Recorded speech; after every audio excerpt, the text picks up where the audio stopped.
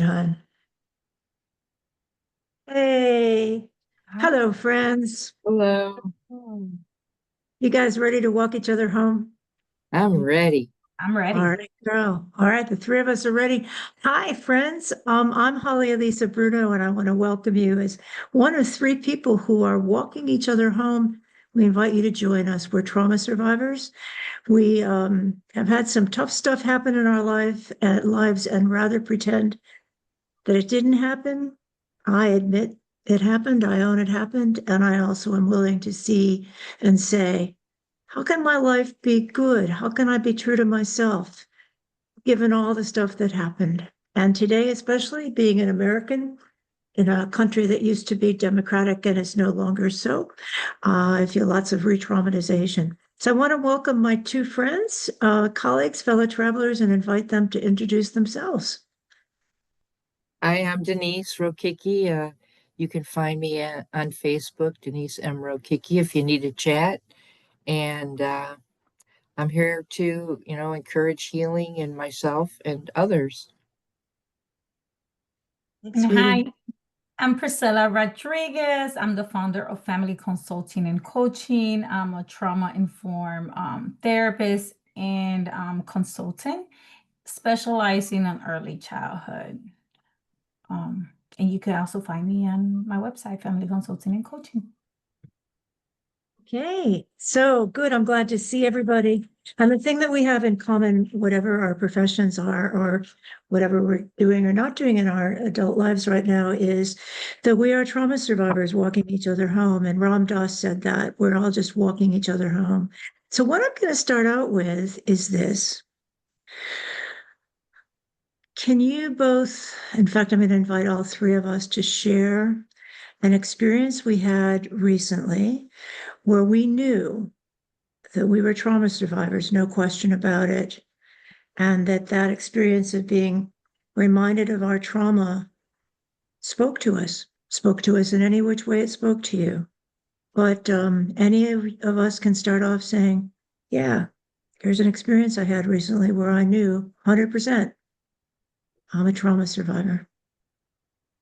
I have a actual very recent event. I participated in a woman's retreat at a couple cottages that we call the Nest.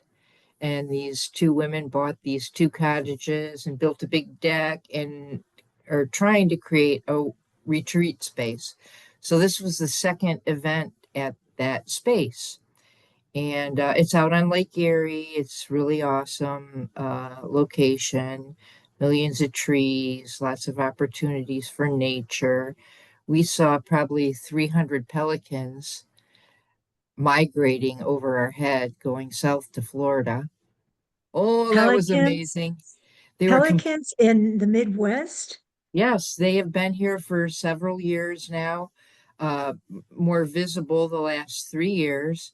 But there's an island out here in Lake Erie where they stay for the summer and they come to the marsh where my brother's cottage is and whatnot.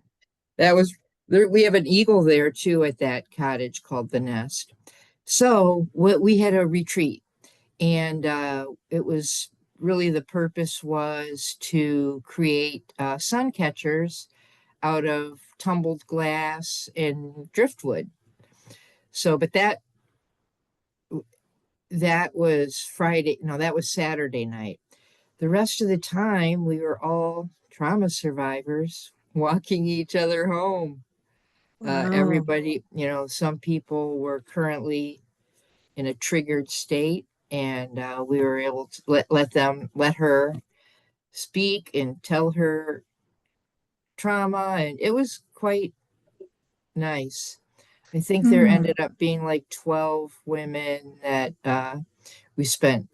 I spent Friday night, Saturday night, and then Sunday morning we left. And it was beautiful. I'm happy for it. And we're going to continue doing, healing retreats. Good. Is it specifically for trauma survivors? It's not specifically, but everybody there was one.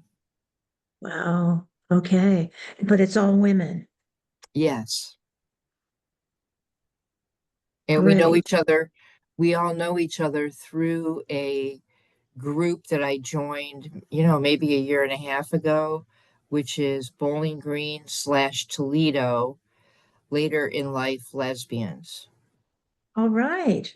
And so that group has branched off into, some people like to shoot pool, some people go bowling, people have house parties, pool parties.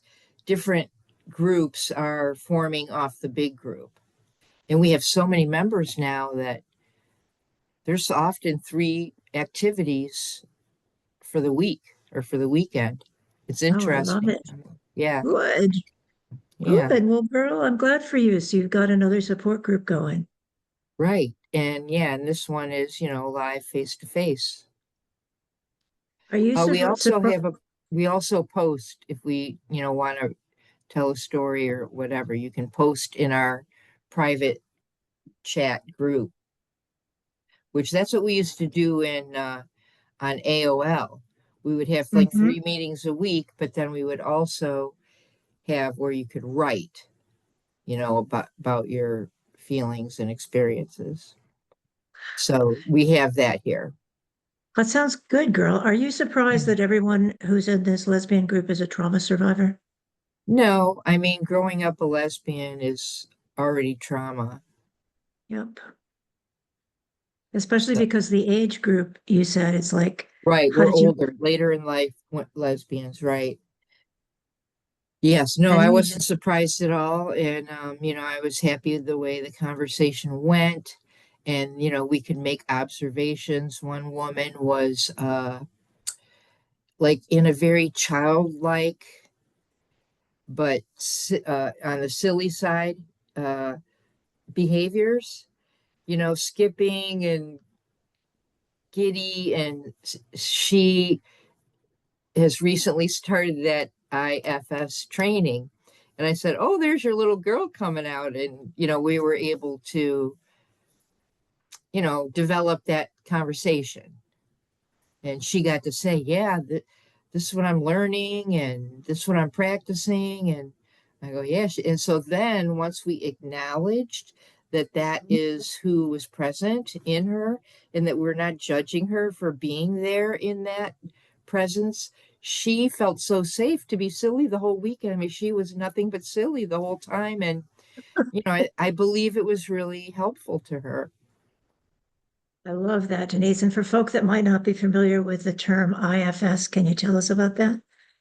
Internal family systems in which you identify within yourself parts, and then you can work with those parts, probably through like a conversation or a mental conversation, saying, "Wow, who are you? Why are you here? What did you protect me from?" Questions like that. And interestingly, a lot of these women are educated, so they are, experts at different things. So people can ask really good questions, and, people have experiences, so they can define things better. It was very circular in that no experts. We're all experts or there's no experts, kind of. We're all just women here trying to have a good time. It was really nice. Nobody got drunk or, stumbly, which, that's what I don't like about some of these groups. So it was beautiful. So nobody had to self-medicate with something to take them out of where they People were. were puffing on marijuana a little bit, and, some people did anybody drink? Oh, yeah, we had frozen margaritas one night available, probably Saturday night, but nobody overindulged or, made themselves unappealing. Girl, that sounds so good. And as I'm listening and I'm looking at Priscilla, I'm looking at all three of us thinking, would our mothers have ever have had this opportunity? Right. My mom had coffee klatch. The women would come over, the non-working women, which, probably half of them were then. Um, they would come over and have coffee together and gossip, basically. Yeah, so my mom had it. My mom had that opportunity this last time I came in Puerto Rico because that was the goal. I myself have not yet been in a retreat besides religious retreat. But I do have it on my bucket list for 2026. Come to Oak Harbor, Toledo. So Come to, I'm with you. Like, and also one of my friends, she also does like this awaken and she had it for this weekend, but I think she didn't had enough time to plan it or whatnot, and everything looked so. And my cousin in Puerto Rico is also having one in the weekend that I'm going back over there, but it's just oh, happened to be nice. that I'm not gonna be able to be in the area on that time. But for my 2026, one or two, I find those as like a must. Right. We do Yeah, work. we had one heterosexual woman, and she was so Mhm. very comfortable and also comfortable talking about her experiences with men. Like we weren't trying to make her not, it's not that men are not allowed there or whatever. Men drive by all the time, actually, with their boats, dragging their boats behind them there at the cottage. But yeah, she felt totally comfortable. She was my roommate. She was really happy that I was her roommate. And yeah.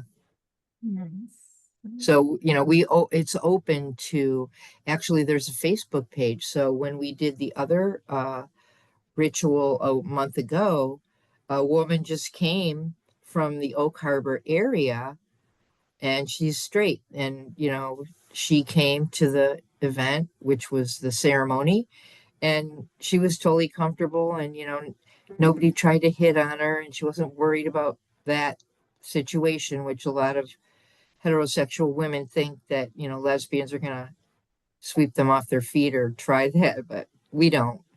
That's the lack of knowledge and understanding, right? Right, That's the way I see it. I believe in groups like this, there'll be like some ground rules and then everybody go about their way. I'm feeling very happy. One of my cousins who kind of like this this Grace, one of her daughters, because she's a lesbian. We were having a hard time, and I continue being a support for my cousin. And like in the last year or so, I've seen my cousin engaging with her daughter, and the family was super excited because we knew how close they were as mother and daughter, and for her to right, treat her like that because of her sexuality choices was hard to see.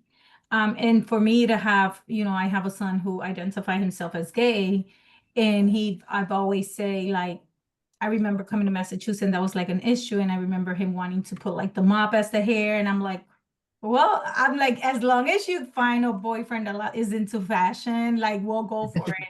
And I will always say it's us against the world. I would never do this. So my niece went through it and my cousin went through it, but my son, as a mother, was like, for me, it was a learning experience. And I did got some help. I went to therapy just because I wanted to understand how to manage. I was a brand new mom. I don't know. But at the right, end, my thought was always, no matter what, I need him to feel loved, accepted, validated, and he's still my baby. So seeing that was very, very nice. She actually, I believe her pastor told her to go and get some classes about understanding family dynamic. So when she shared it today, I was super excited and I was like, it's going to be a testament for others. right. So thank you so much for sharing. I will love and maybe make plans for it because I Yeah, just love and learn different cultures and different community events and stuff like that. It's something that I really enjoy and I feel like there's always something to learn. As trauma So survivor, yeah, to go go back to, ahead, sweetie. Yeah, yeah, the basic question. as trauma survivor, I believe we're always in the face of trauma. There's always something happening that's going to remind us and it's going to trigger and it's going to cause us something. It's the way we manage things. And I believe during the summer, I was going through some hardships and I was staying strong because we learn how to stay strong in the face of adversity. I believe we learn how to mask it.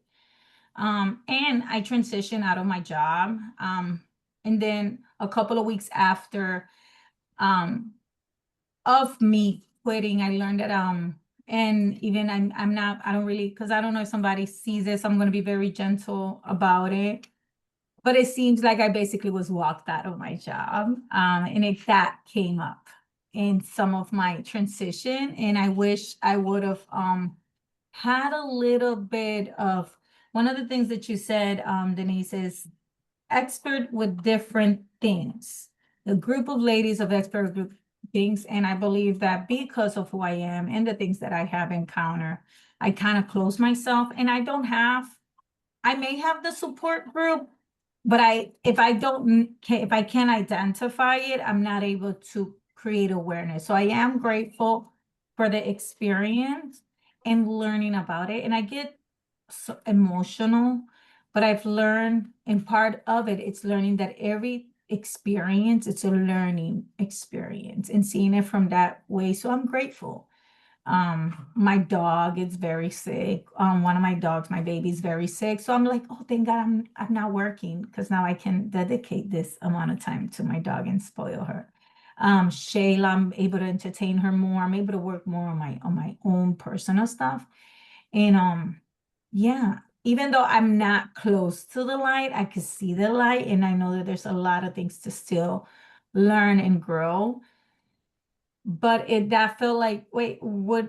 I'm curious of what could have happened, what could have gotten. And yeah, two of my most supportive mentors in the space were out in vacation, and everything just happened so fast. Where I say, oh, this opportunity showed up. I think I'm gonna go into private practice. And instead of getting like probably some reflection and some guidance, it was more like, so when is your last day? And that was like, I felt like almost like I needed to give a last day. And for me everything was very shocking. And then I learned that I was basically, they told me a word and I was like, yeah, that's probably what it was. Cause then I could have taken there was other possibilities that I could have explored. But I believe it's a learning experience, not just for me, but also the place that I worked for, which we ended up doing some other stuff. What you're saying, if I'm hearing you, Han, is that you were ready to start your own practice, but you felt you were leaving an organization that was pretty loving and supportive and that had a number of your mentors. But in fact, when you were leaving, let me see if I'm hearing you right, what the retriggering process was. When you were leaving, they kind of, instead of saying, really sorry you're going, they said, yeah, time to go. Like swishing you out the door. Is that what I'm hearing? Yeah, and all was like it sounded very nice, but it was still like walking me out, like, oh, you're great, and this is gonna be amazing. And I feel like that could have we could have explored other ways to make the transition more easy for both places. And also validating and considering what I was going through. So after the math, I realized that the community and the whole immigration thing was impacting me. The whole early childhood and the challenges that educators, caregivers are experiencing is very impacting. And sitting in places and hearing some of, for lack of language, mediocrity that people continue to talk about or like not acknowledge was also heartbreaking. And me having to have experienced it with my own son, who is considered a COVID baby, and he was in school, and my whole process with the school and awareness. So not only that I was just reading articles, I'm experiencing in my body and in everything. And even at one point I said, no, you guys are re-traumatizing, to the point that I took my son out of the school for the last 2 months. And I said, we're just gonna have to face things the way, but I can't continue bringing him here. He continues to be re-traumatized. Is the school connected with where you were working? Yes, I was at first I was very worried, and I was like, wait, it's my son neurodiverse, right? It could have been possibilities. And then it was like actually I spoke about that this weekend, and it was guilt, it was worries, it was a whole bunch of stuff, because knowing what I went through while I was and during my pregnancy, I was like, is this the result of it?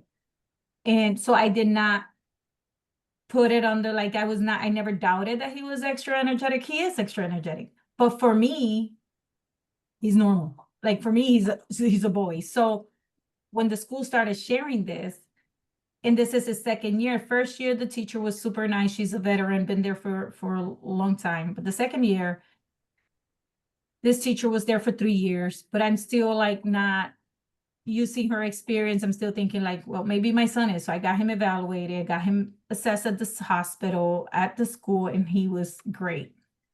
Then I said, wait, I'm gonna stop being the parent. We did routines here. We just tighten up a little bit more of the knobs to see if that's, and I was like, wait, I need to stop being a mom and I need to be my son's therapist and see what's happening in my son's world. So I started playing with him with intention. Usually I don't play with intention. I just play to have fun. But this time I'm playing with intention and things started showing up. And when things started showing up, I started bringing it to the school. Like, this is what, and they started saying like, yeah, we are experiencing this. And I said, so this is when I say, hey, I'm an early childhood consultant. I'm coming in my son's classroom. I'm going to volunteer. And I volunteered some of my services and I noticed it was already, now we in March. So now I'm noticing like the amount of time that has gone by to get this class back in order. It was going to be so hard, and then school was going to be dismissed.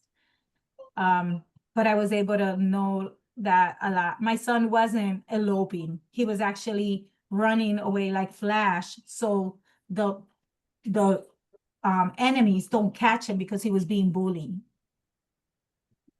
He was jumping. He was not climbing like they were telling me. He was actually climbing like Spider-Man. So his enemies, so he could show people that he could climb. And and I remember showing him a picture and I was like, what is happening? He's like, he's sad because he's the smallest and he's being bullied. But that doesn't happen to me because I run away and I climb like Spider-Man, mom. And I'm like, oh, wow. So I send all this to them and I was like, this is just not fair. And So the teachers and the school were allowing bullying in your son's classroom. I believe that because they are 5 years old and the lack of understanding, the lack of knowledge of understanding on how or even bring kindness to the classroom and what does it look like. I believe, and I want to believe that that's what was happening. I believe the lack of knowledge was what's not allowing them to see things for what it was. And one of the things that I said, I cannot condition my son to believe this is okay. Or Right. Why would you want to? I mean, bullying is not okay. Yeah. And in our culture right now, bullying has been glamorized by our leadership. And so teachers, again, I mean, I think it's a cycle of up and down, paying attention to it when kindness is important to as part of the curriculum, or when ignoring boys will be boys. I think we're at a boys will be boys, and that toxic masculinity is more validated or ignored or, allowed. They're allowing that. Just like a lot of teachers think girls are going to be two girls are going to gang up on one girl. It's just expected. So you can either expect that and allow it, or you can beforehand intervene, teach kindness, work with empathy, build a school family, community, unity, so that everybody in your group is equal, which our culture doesn't want that right now. Our culture has gone astray. So what you're both saying is really important. And I note that Denmark, as you guys have probably read, teaches empathy as a requirement for school kids. And as a result, the bullying is way down. And I'm not, I hear you, Denise, that the culture that because we've got a bully at the head of government, that seems acceptable, but it's not acceptable. No, And teachers in the classroom, it's within being an educator means, for me, it means we cannot let children be harmed by other children. Of right. course, not harmed by adults either, but not harmed by other children. So, Priscilla, if your son is getting bullied, I don't excuse that. I think the teacher has got to say, wow, let's see what's going on here and why he needs to climb all the time and what if this classroom is not safe for every child can't learn. So Oh, you're yeah. saying that it's like a double whammy here, that you're working at this organization, your son is going to school at the organization, and worse than that, your son is like feeling bullied in his school. Girl, that's a lot. How on earth? Yeah. And And then then your mentors were on vacation when you were trying to deal with this or saying goodbye? yeah, so one of the things that happened is there was a transition in one in my most trusted mentors, and we're not there. And it was just, I feel like they would have brought back and be like, let's reflect on some of the things that are going on. Do you need, and honestly, I feel like as a super, like if I was to be in one of those leadership areas, I would have probably honored what my supervisee it's probably going through or whatnot, right? And I not because I never denied what I was going through with my son. Another thing that was happening was me going to childcare center and hearing educators say, I told you to stop hitting them, so go hit them back. And me feeling like, whoa, like promoting these things and feeling when bringing it back, it was like, oh, talking about moral injury. And I felt like I didn't want to talk about moral injury. I wanted to do something about it, and thinking about different places and agency having their own culture of way of doing things, and coming from places where I have felt demoralized and because of my morals, and especially as a clinician, as I started as a family partner, neurodiverse child, and I worked myself up now as a trauma, and I believe that's where I'm standing, and that's where I'm holding the torches. It is okay. I'm not going to be liked. It's going to be fine, but I'm not going to be okay with what's not okay. Good And for you, girl. Good for it, you. yeah, I mean, now what you just said is also very upsetting that regardless of the culture that it's okay to hit kids, I don't agree. But let's talk about that. Is that what you experienced? And people are saying, well, in our culture, we whoop the bejesus out of kids and that's okay. Is that what was going? no, what happened was this was an educator, and I was there to just see one kid. So I don't interact with the educator nor do consultation work towards her. Right, Part of that was me having to stay quiet because this is not, I'm speaking to the I'm working with the kid, not with the educator. Um, and trying to maintain that relationship between my job and the child care center, right? And seeing like, I felt that having to hold that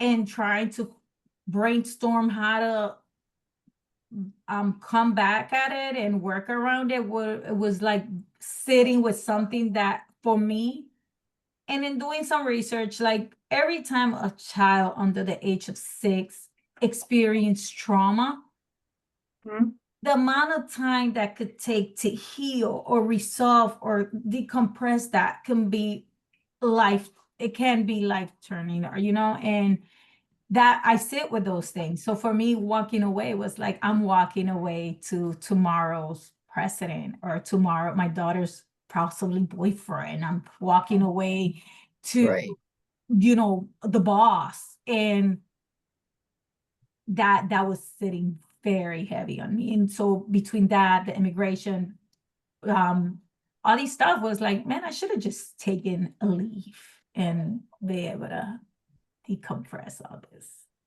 right. That's really hard, girl. Denise, what were you going to say? I was going to say, yeah, that's really hard. And interesting, I have a therapist. Hmm. Sure. And that was never, it was not even brought up. Like, it was just like my therapist, and even that was like, for me as a clinician, like and as a therapist, a trauma therapist, how do we acknowledge what's happening in the environment and I believe that's where I stand at it every time, every place I go. How do we acknowledge our environment and how it impacts us all the time in the decisions we make, the way we see the world, and how we perform in certain spaces? How about we allow ourselves taking 3 minutes to reflect what we're feeling, what's happening, and does it make sense? Because as I was, that was my own reflection in coming. I was like, wait, and I was feeling bad. I was feeling depressed, and then maybe like a month ago, I was like, no, I need to be kind. I was going through all these stuff, and it's okay to feel like that.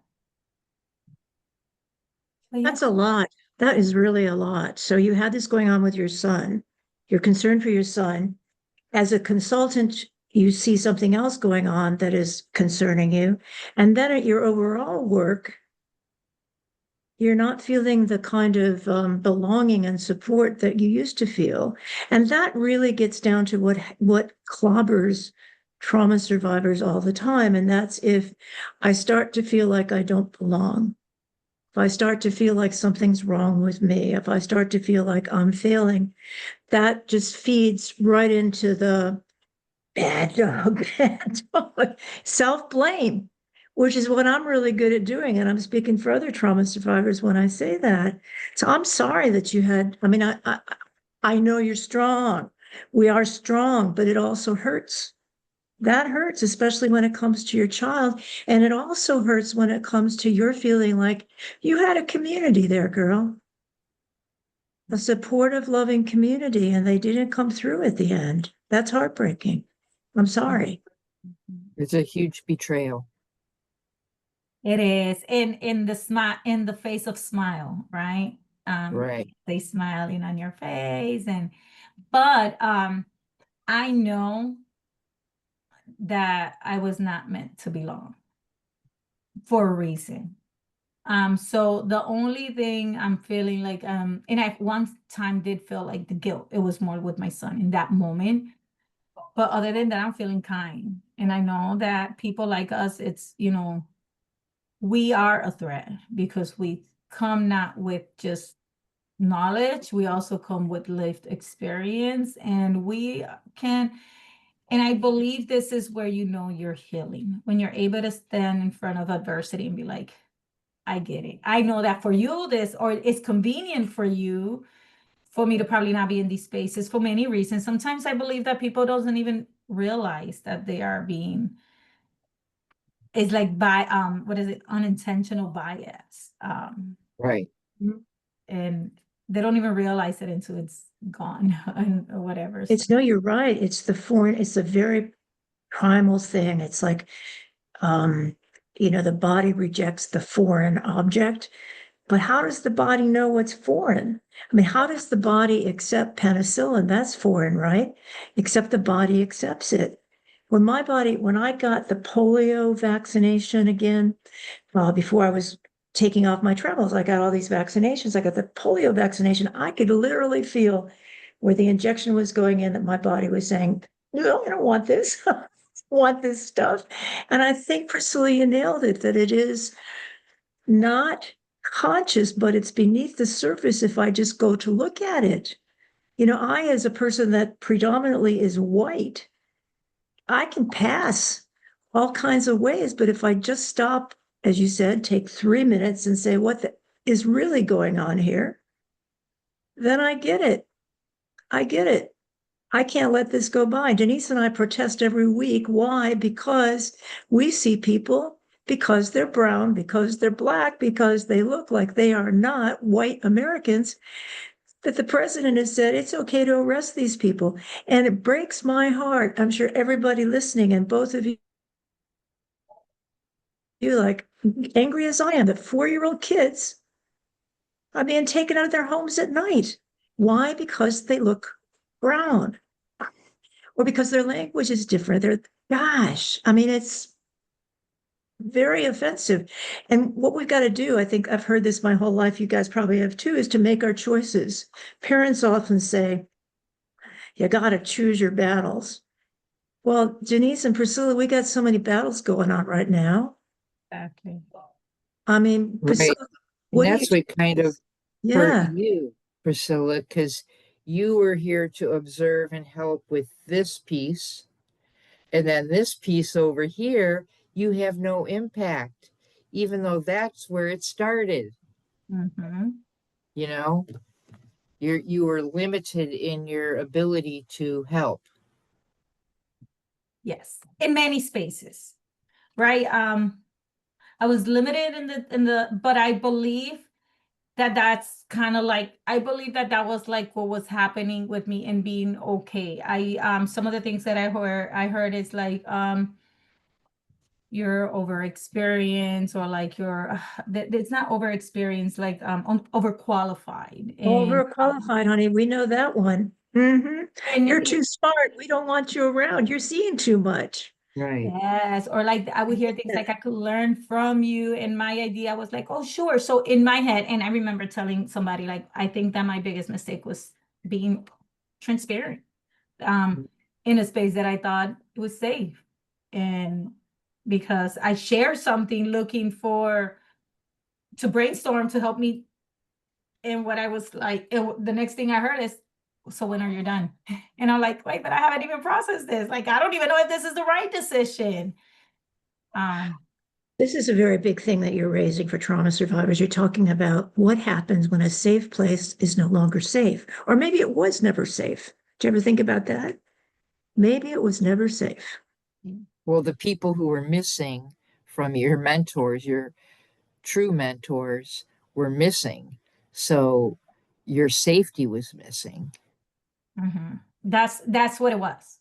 I feel like and thinking about the spiritual and all that, I believe that the devil or the malicious or whatever, like took and ran its course to try to defeat. Because I believe we do face, right? We do face, I believe, as trauma survivors, and who we are, and the empowerment, and what we're growing and what we do in the community. It's impactful and it's transformational, and it creates empowerment. Like, we just plant seeds and they grow on their own, and it's very Right. nice to see, right? And the enemy doesn't like that. The negative Right. energies doesn't like that. You become a threat. So yeah, my safety, because this was a safe place for me. I feel like they were the one who came to my house and said, we can't give you services. We actually want you to come and work for us. And then when I came back, and that was me 6 months from Puerto Rico. And I believe in their mission. I believe in what they do. And I believe that if my safe people would, and then there was like, it felt like, I remember telling one of my trusted, because then we spoke, and I would remember saying, like, I didn't know, because I didn't want to feel like a triangulation. I did not want to create a situation. It was easier for me to leave than to face it. And here I am. And sometimes we could face it, but facing it was also hard, because I was dealing with so much that facing it, I wasn't sure if facing it, but I could have taken a leave and face it.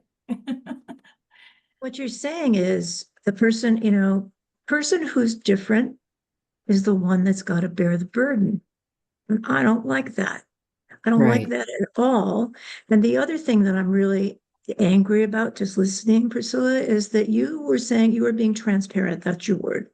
And I believe you. You were sharing that I just want to brainstorm this. I just want to figure this thing out. And meanwhile, it was no longer safe to say, I have a quandary about this. I need some help with this. I don't understand this. That is the scary thing to me about the pervasive mode in our country right now, that we can't do what is natural for us to do, which is to accept other people, be open to other people, and want to learn from other people. I shared last week on this program, Priscilla, that my neighbor, when I was traveling halfway around the world, said to me, that she would hire a real estate agent so that I could move out of the neighborhood. And what? And why she wanted me to move out of the neighborhood was convoluted, but it was, true to her. Because I protest, because I speak out, because we do this podcast, because I'm very clear that I'm a civil rights person and I'm not ever giving up on that. She felt that I was causing a threat to the neighborhood. And I couldn't get that because I'm the peacekeeper. But I got it that what she was saying was because people would be angry at me and would try to wreck my place because of my outspokenness, that would put her in danger. And once I got that, I thought, this is a crazy time. Mhm. That the people who are the peacemakers, the people who are doing what America says is American, like First Amendment rights, like respecting your neighbor when your neighbor's different from you, like being able to have a cross-cultural conversation like you were trying to have, Priscilla, at work. That's what heals us. That's what gives me hope. And when those things get shut down, that's like the lifeblood of trauma survivors getting shut off. Right. Because you came there with your little light, this little light of mine, and I'm gonna let it let it shine. with Oh, yeah. safety, your safety glass or whatever was around you to keep your light was gone. So the people, the evil, Mm-hmm. Mal came and blew your light.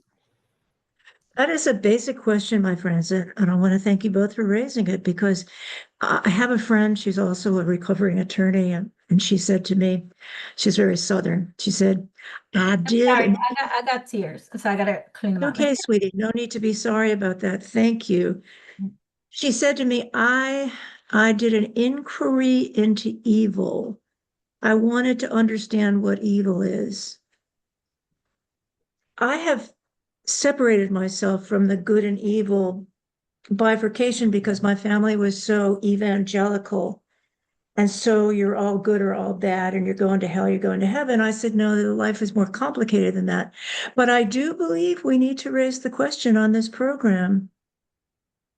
What is evil, and are we allowing it is it a natural thing? Is it like, is there always good and evil? What does that mean? And I don't want to go off into the intellect about it. I'm just wondering what's going to happen to this America of ours. Right. I kind of was like you. I tried to not use good, evil, right, wrong, bad, good in my thinking. I tried to eliminate that out of my thought process. But it's there, like it keeps infiltrating. And there is evil, there is mal activity, and I don't know how to define it, but it has the components of greed, narcissism, self-interest only. Cruelty, Right, abuse. And trauma survivors are vulnerable to it. Like you said, right, greed. We're not greedy. right. Narcissistic. We're not narcissistic. No, We're givers. We're always present. We're trying. We do our extra mile. So we become a threat in our survival mode. right, And I say threat because like you said, like I don't, and I think that because I don't try to think of evil like that, and I was again in the face of smiles, a face of I'm happy you're yeah, here, and it's like, right, hey, so it did not feel like that. I don't even into my, I want to say it's probably a growing process also for them because I'm not sure, and I don't think people actually does these things intentional. um I right, believe that. But I disagree. I support what you're saying. I have a different opinion. I think that the president that we've got is consciously cruel, abusive, and punitive. And I, as an attorney, have never seen the Department of Justice, which is supposed to be representing you and me, the people. It's not the president's attorney, it's the people's attorney. Justice is going after people who stood up for what was right. Letitia James in the state of New York. She prosecuted. Her case prevailed. She did a damn good job. And what's happening now? They're coming after her. That's not right. That is No. not right. So in terms of conscious or unconscious evil, I think it's consciously evil to be punitive and go after people to harm them because they disagree with you. That crosses a basic boundary in me as a trauma survivor. I can accept that both of my sisters very different from me, very different religiously, spiritually, every which way. And yet, and I don't have to make them wrong. But I also don't have to say, I'm right, they're wrong. It's like the evil that I see is when people take rights away from other people that have every right to those rights. Your son has got a right to get the best education for him. He's a bright, fun, I've seen him. He's a fun little guy, and he has every right to develop himself. And if he's bullied, that's wrong. Now, if a teacher's allowing that to happen, that's the thing about the sin of, let's talk sin, commission or omission. There's the sin of commission, like the teacher's thinking about, okay, yeah, I'm going to turn a blind eye on that. But then there's omission where the teacher doesn't even bother to take a look at what's going on with the kids in the classroom. And no, that's wrong. And when does wrong become evil? When people get hurt. Innocents get hurt. This is a good question, guys. What is evil? Denise, you were saying, I don't know what it is. Yeah, I tried to, deny, ignore, whatever for a long time. That I just wanted to see the good. I just wanted to experience the good. And but it keeps coming back. And right now in this political climate, it's so apparent that we can't deny. So now we have to figure out how can we protect ourselves. Yeah, And and this is happening. I'm so sorry, but this is also even happening in the religion world. The other day I was listening to a person, and she says we need to leave the R to not say the word, but it's intellectual disability. She was saying, and she used the word R, and I felt so offended. And I was like, with all due respect, I believe using the word R is so disrespectful. And as a leader, we need to be mindful on how we speak. And right, I believe so. When I remember when I graduated with my master's, I remember speaking to a good friend of mine and understanding, because I specialized. I got in trauma. That was my thing. And then I got the religious trauma, and I was like, I know now. I wasn't defying. I wasn't the stress.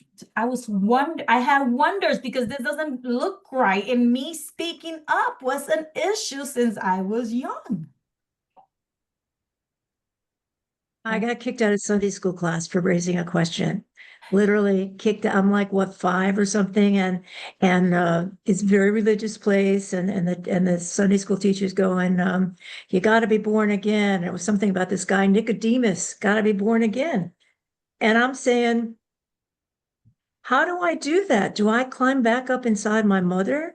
I remember that's the way I was picturing it. I said, come on, 5-year-old, that's how they picture it.